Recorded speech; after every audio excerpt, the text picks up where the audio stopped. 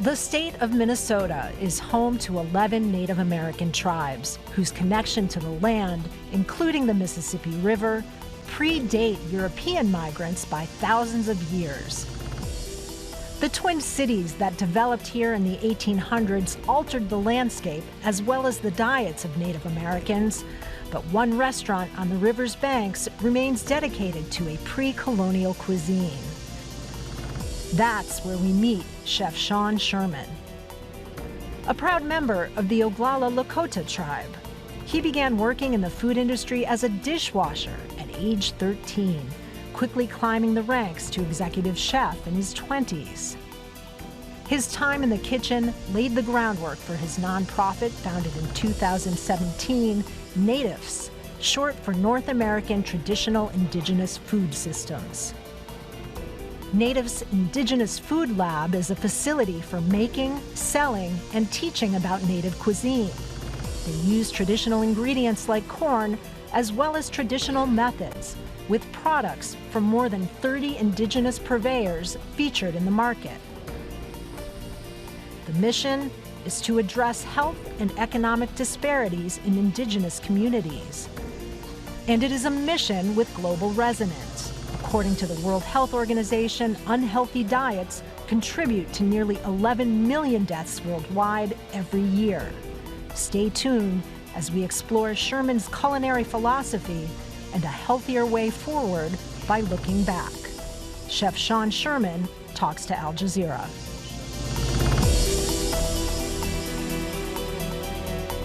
Sean Sherman, thank you for talking to Al Jazeera. You grew up on the Pine Ridge Reservation. What kind of food did you grow up eating? So growing up on Pine Ridge, I was pretty young, obviously. It was in the 70s and early 80s. So I spent a lot of my time just outdoors. And, we were kind of feral kids because I think parenting was fairly loose back in the 70s and 80s. And, as far as food goes, like we hunted a lot, but primarily we grew up with commodity food program foods.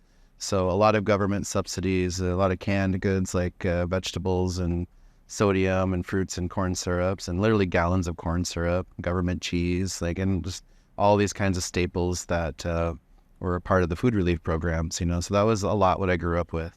So what drew you into the restaurant world? You started working in restaurants fairly young, I understand. So my mom moved us off the reservation at a pretty young age, and so I was junior high-ish, so preteen, I suppose. And I started working in restaurants as soon as I turned 13. So we moved to a small town in South Dakota called Spearfish, which was kind of on the western edge of South Dakota towards Wyoming. And lots of touristy restaurants in the Black Hills. So I just kind of started working in that kind of industry. When did you become interested in native food? Was that part of the upbringing with all the government commodities? I didn't really think about it until a little bit later in life. And I had been a chef for a while here in Minneapolis, Minnesota. And after a few years in that chef career, at one point I moved down to Mexico just to kind of get away from the U.S. for a little while. As I was living in this little beach town on the Pacific, I became very interested in this other indigenous group called the Huichol or Huicholes, and started researching them, and something just connected with me, and I just kind of realized the connection that we had as indigenous peoples. And even though we're so far away, we spoke different languages, we had so much commonality. And that's what I identified with them, because I saw so much commonality in their beautiful artwork and the rich stories that they had. And I started thinking about their food, and then something kind of clicked, and I just realized that I didn't know anything about my food, even though as a chef I'd studied food from all over the world.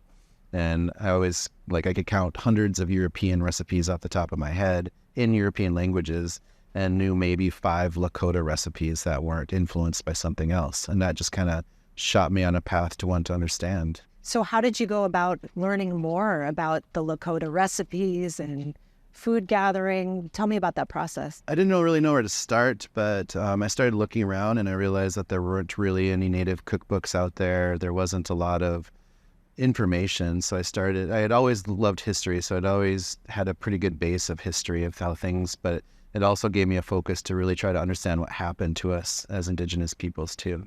And so I started looking through a lot of historical texts, looking for anything that had food. So basically I was just digging through everything with a lens of culinary, trying to understand like what were my Lakota ancestors eating, what were they harvesting, what were they using for medicine, what did we use for fats and salts and sugars, and just all these questions, and like what were the preservation methods and cooking methods, and what kind of utensils and tools, and I just wanted to know everything. So I just started researching, and I started like really kind of connecting with the knowledge of plants. So it's really starting to look through a lot of ethnobotanical books about which plants were being utilized, and then going outdoors and starting to search for some of these plants and finding them and trying to figure out how to use them like in real time, because a lot of those texts were very dry and they didn't have a lot of information, but it sent me on a path to try to find out more. And I do want to ask you about those plants and those ingredients, but first, big picture, we're sitting here in a restaurant called Aamy.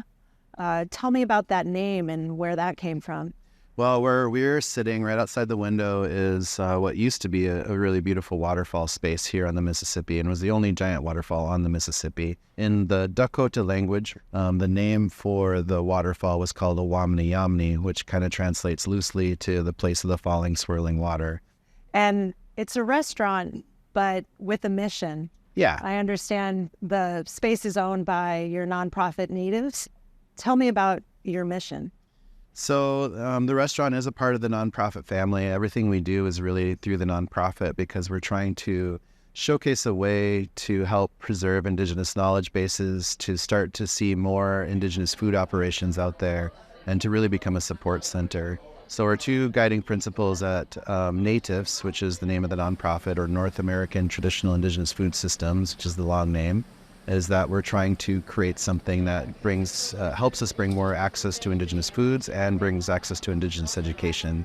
And we've tied those hand in hand because it's one thing to give people some healthy food, but if they don't know what to do with it, then it doesn't really mean much. So we wanted to really lay on a lot of Indigenous-focused education around our foodways too. And so we have a space in South Minneapolis called Indigenous Food Lab that has a market space where we have over 50 Indigenous food producers and growing to sell products and to really feature a lot of this amazing food product that's coming out of Indigenous producers. And then we have a classroom studio where we're just recording tons of videos for the educational purposes to show people how to cook with these foods, stories about these foods, and we can do anything that's kind of a focus on Indigenous education, language, medicine, crafting, anything, but a lot of culinary. Then we have a production kitchen that makes a lot of products, and it's a place for us to train and develop, and it's also a place for us to research and develop. And so we created this model to be a regional center point to work with all the tribal communities around us to help them to develop more healthy food operations. And then the restaurant acts as kind of a machine because restaurants don't create food access or food relief, but what restaurants do is become a really large voice for us and a place where people can come and learn physically. But it's also a place where job creation happens because we've had over 100 employees here in the middle of winter, for example, at Aamy. And plus we're able to just move so much of our food product because of our intention about who we purchase from. So a lot of money is going directly to Indigenous producers that we're utilizing, and we're just really raising the demand there. So it's been a long time of finding more and more of these producers and getting to this point at Aamy where we have an extremely diversified, list of people that we purchase from for all sorts of products, whether it's true wild rice that's hand harvested by native tribes, or maple syrup that's cooked over fire, or bison coming from like some of the tribes in the Dakotas, or fish coming from some of the tribes up in the northern parts here and around the Great Lakes. And there's all these products that we've been bringing in slowly, little by little, and, getting corn from different nations across the U.S. because we have like Potawatomi in Michigan, and Mandan, Arikara, Hidatsa in North Dakota, and Dene down in the Southwest area, or Pima down in Arizona, and like all these groups that we're able to purchase from, and so there's a lot out there, and we're just trying to showcase like all of this. We're trying to push attention towards these Indigenous producers, to this Indigenous diversity, and to a lot of the stories that Indigenous peoples carry about their own foods. People might be surprised to know that the Native population in the United States still has a shorter life expectancy, higher rate of chronic diseases. What are the health benefits of this kind of food? Yeah, so our philosophy was basically to showcase and highlight what are Indigenous foods of North America. We basically just took away colonial ingredients and things that were introduced, especially from European situations. So we removed things like dairy, wheat flour, cane sugar, beef, pork, chicken, and really focused on a lot of obviously Native American producers, but lots of corns, beans, squash, agricultural products like that. lots of wild foods, so we're just looking at just the botany around us and like all this diversity all this just biodiversity that's around us that the Western diet's completely ignored here, and especially in places like America, And so there's so many plants around us with so many flavors, and we try to utilize a lot of that. Like our entire tea list is just wild botanicals of Minnesota, basically. And so like we're just really trying to showcase what's possible and opening up a whole bunch of new flavors. But, from a health point, it's like really healthy because everything here is gluten-free, dairy-free, sugar-free, soy-free, pork-free, like all these things that all these fad diets try to get to. And it just happens to be the indigenous diet of North America. The environmental benefits, of course, are also huge because you're sourcing locally. Is that correct? Yeah, we source a lot. So our tier is trying to purchase from indigenous producers locally and then nationally. But obviously, a lot of indigenous producers have a lot of deep respect to the earth, to the plants, and there's a lot of biodiversity going on that they protect. And, so it's just good for everybody, So we're keeping a lot of the food dollars really close and locally, but it's going directly to these producers that really need this boost in economy that we're growing so quickly with even just 2 kitchens. What are you trying to teach there in order to spread these ideas nationally and internationally? Well, first it's just kind of like identifying some of these pieces. So part of it is identifying what is Indigenous education, which is basically a non-Eurocentric viewpoint of education. And it's like all this knowledge that should have been passed down to us as Indigenous community members. So we just think about like these countless generations of things of how to identify plants, how do you, where to find, how to find and produce food and medicine, and all these stories that go along with it, and all this cultural relevancy, and there's so much to showcase there from an Indigenous lens through education. But we're also just trying to showcase a way forward, looking at the world differently. So when we're talking about like decolonizing our diets and pieces like that, it's really kind of educating people on what that means. And our philosophy around decolonization wasn't pretending colonization didn't happen, but it's looking at the effects that colonization has normalized in our lives and that we take for granted, and then comparing that to how Indigenous peoples were. Because from a colonized sense, like colonization brings in a lot of destruction of environment, a lot of focus on, ownership of land spaces, a lot of privilege, a lot of racism, a lot of dehumanization of people of color. And there's all these things that just are so normal because of what colonization has brought to the whole world.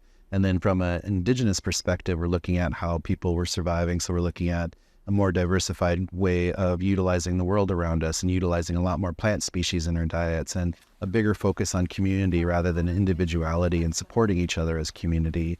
And there's just so much stories to tell. There's so much amazing diversity to explore when it comes to understanding an Indigenous perspective of everything instead of kind of the homogenization that colonization brought, right?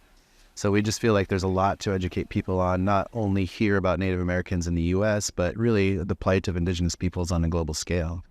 We should have Native restaurants in every single region, but obviously if you go to a city like New York, you can find food from all over the world, but good luck finding food made by people who were actually from there originally, and that just doesn't exist. So it's unfortunate that this is rare, but it's also very necessary, and that's why we're trying to help other people do the same.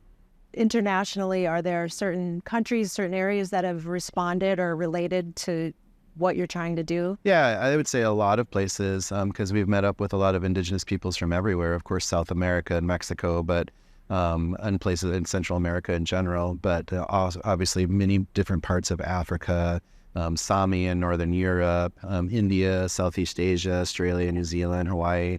Like there's all of these Indigenous peoples on a global scale that share a lot of the same plight that we did here, because it's just colonization over and over again everywhere. And colonization hasn't died, it's still active. Like there's still Indigenous peoples in places like Brazil that are being murdered for the land spaces that they're living on, for example.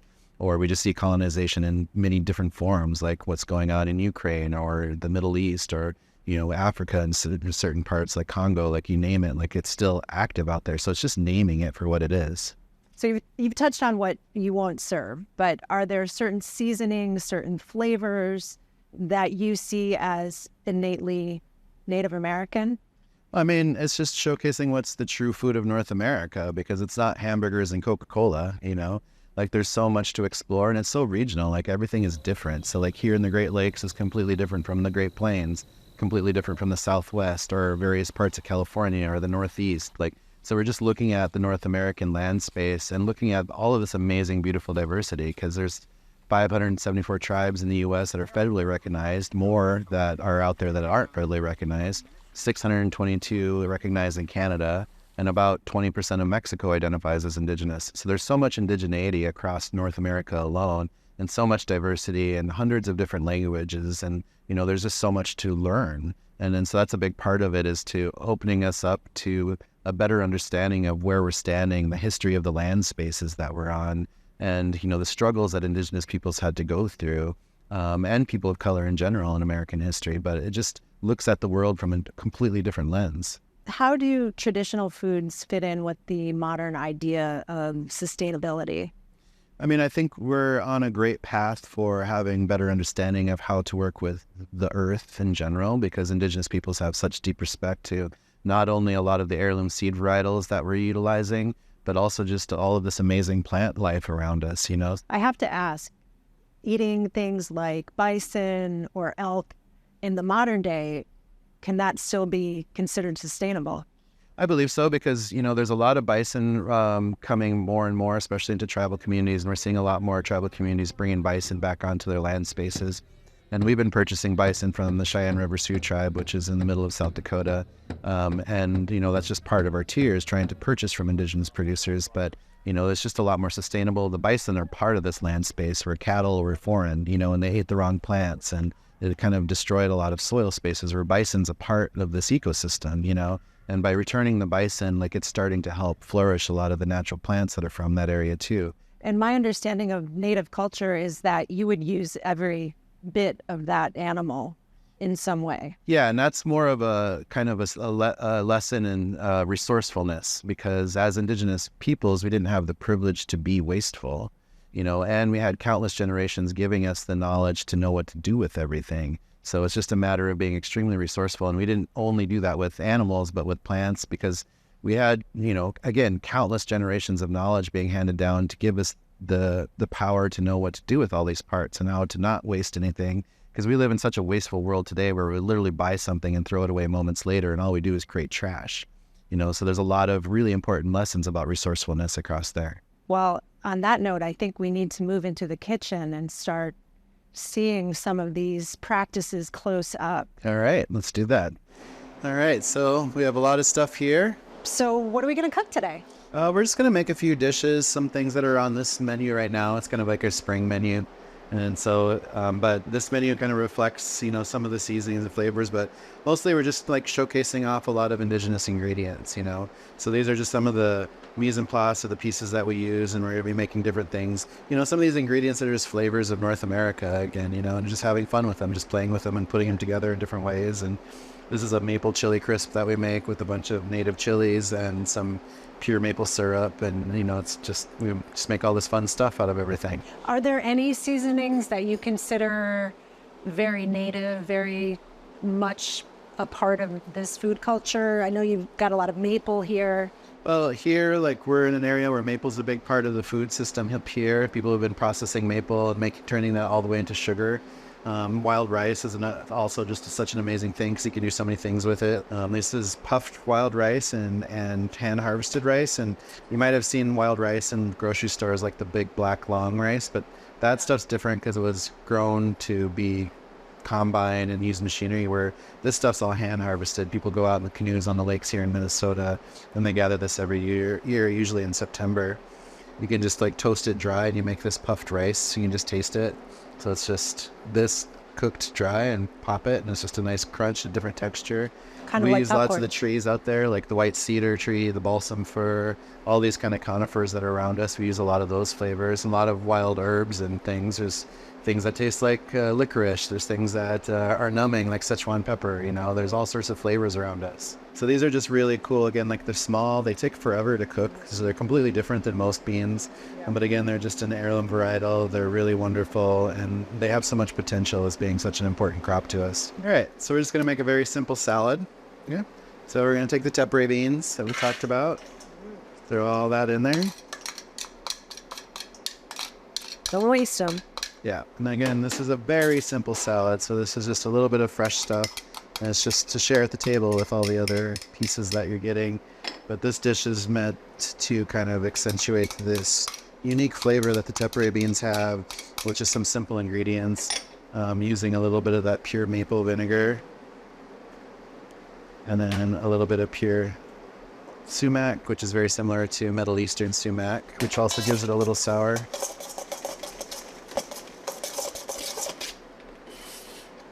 And it's just normalizing health, fresh food, you know. Not all plant-based food has to taste like a hamburger, you know. You can just let food taste like what it wants to be, which is itself. Especially for plants, you know, because like I try to eat plant-based a lot, and it's hard when you're out there in restaurants to find anything, because everybody's just trying to make something taste like everything's just like buffalo cauliflower, or you know, all of the processed burgers and things like that. And it's not that they're bad, it's just that why can't we just have a vegetable, you know? And those things that have so much salt and sodium and so much sauces, and this is just pure. And it's just and it has so many food groups. You know, you're getting protein, right? And it's just real simple. Looks and beautiful. Really easy. So yeah, you know, taste. Yeah. Thank you.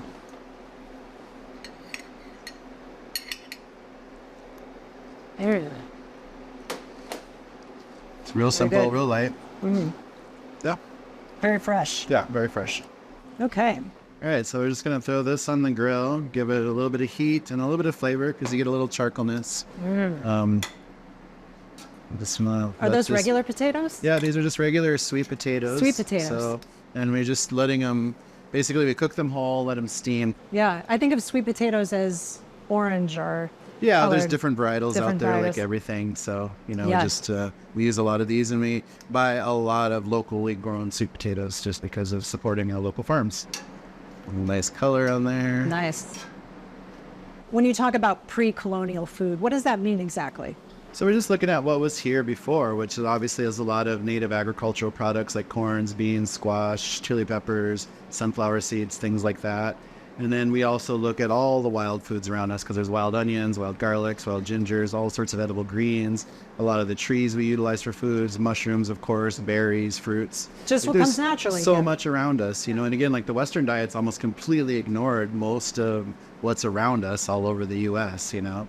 So it's just really focused on, like, to showcase indigenous foods. We're just looking at things that have a long history of here in the Americas. And so many foods that are so normal around the world came from the Americas, you know. So we should be very proud of a lot of these products that are now taken for granted everywhere else in the world. Yeah. And it's a healthier focus. Oh, yeah. It's all about health, and that's really the biggest piece to it. So we're just we got some color, and these are heated up, and you just bring them back over. All right, so let's just make this really simple dish. So obviously we have these grilled sweet potatoes, and then we're just using a little bit of this maple chili crisp, which just gets poured over. That looks spicy. Just a tiny bit. It's got a lot more seasoning and flavor than we would think, but does have a little bit of a kick. Amazing. And then just, you know, just really simple. So these are just some green onions, and then, like I said, this dish has been on the menu since we opened, so people just really love this dish, you know. So, but it's just really, just so you can get some of these flavors. Thank you. Yep.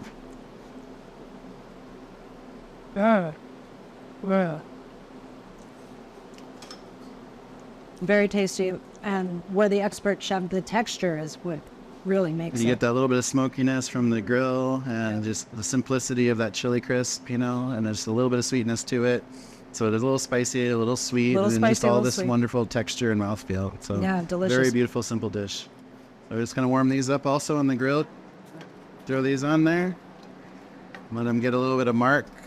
And it's just kind of like, you know, other things we've seen, like tamales, something that predates European contact, obviously.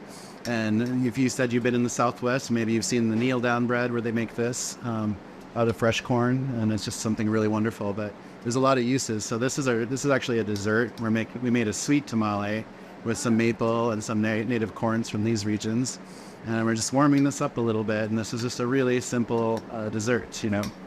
Tamales is one thing that you would associate with the Southwest for sure, but not as a dessert so much. So that's your twist. Because the thing is, like, corn culture, like, spread so far in the Americas, because, like, corn culture starts at the bottom of Mexico, Belize, Central America, in that region, and shoots both directions, north and south, into the Americas over time. But corn culture crawls all the way up into these regions, way up here in northern Minnesota, right? And even past us into parts of Canada, but basically all the way across the Mississippi, Missouri River valleys, all the way to the East Coast and everywhere in between. Throughout most of Mexico and the entire Caribbean, there was just so much corn that came out of it. And everywhere corn went, especially northward, the nixtamalization process followed it. So a lot of people washing their corn with wood ash before serving it, turning it into what you might know as hominy or pozole, depending on which part of the country you're from. I wonder how they learned that. I mean, did it taste better? They did it to make it easier to digest, easier to taste? I think that it's a digestion situation, because when you nixtamalize it, it makes it more soluble for your body, like I said, because otherwise if you just eat plain corn, like it just kind of shoots through you. You get like a lot of fiber and sometimes some sugars, but not a lot of else. But when you nixtamalize it, you get all those amazing minerals, like I said, magnesium, iron, calcium, zinc, potassium, niacin, like really important building blocks for our bodies. And I feel like people have been cooking with plant ashes for a long time and realized that by cooking things in alkaline waters, that it changes the food a little bit, and of course when people eat it, people are very in tune with what they're putting in their body.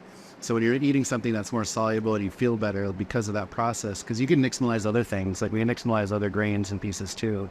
And so there's all sorts, but I feel like that's kind of where it comes from, because a lot of people, you're able, when you cook anything down into ash form, all that's left are minerals, which is why you get this explosion of mineral soluble stuff that comes out of it now. All right, so we're just going to bring this over, and I just love that corn husk warms it up. It also just gives it a nice little aroma and flavor. And then this is just a really simple, just maple syrup. It's really pure and clean. But so when people are eating this, of course, you don't eat the corn husk. You just peel this back, and you get this wonderful little sweet tamal. Hidden inside, the treasure. It steams so fast, So we're just gonna take a little tiny bit of this and just kind of dip it just a little bit. And again, this is a dessert, so it's gonna be a little bit warm, so just be careful.